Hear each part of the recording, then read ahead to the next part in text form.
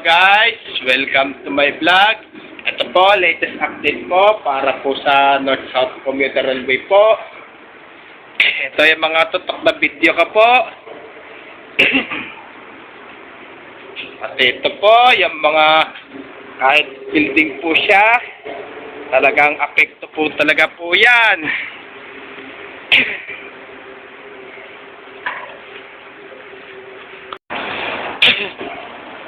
Kaya kung bago pa lang po kayo sa aking YouTube channel po, huwag niyo po kalimutan pindutin po bell at mag-subscribe po.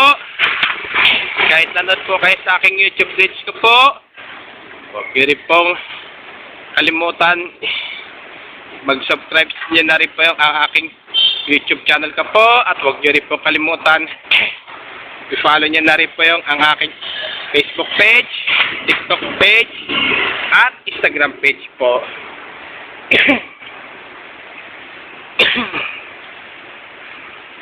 Kaya ito yung mga tutok na video ko po. Ang kabahayan po ay talagang mga nganib na po talaga po.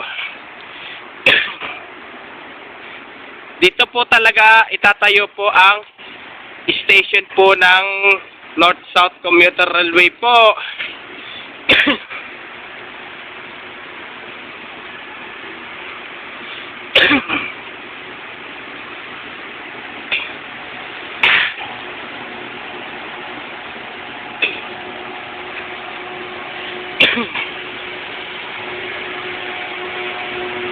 Kaya shout out po sa TikTok girl na po si JSUMI po, Queenie De Mesa, and it's me Joanne. Bali follow nyo na rin po sa mga TikTok account po nila po.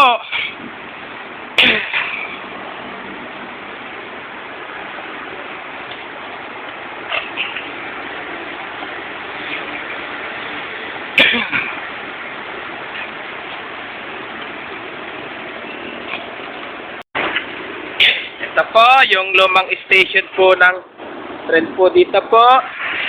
Bali na demolish na po.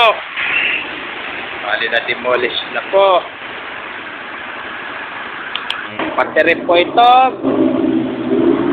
Bali na demolish na po pareho po ang station po. Pero hindi pa po naumpisa po mag-ukay po. Kaya hanggang dito na lang po video ko po.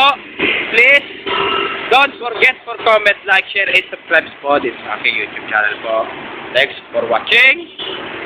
God bless all po.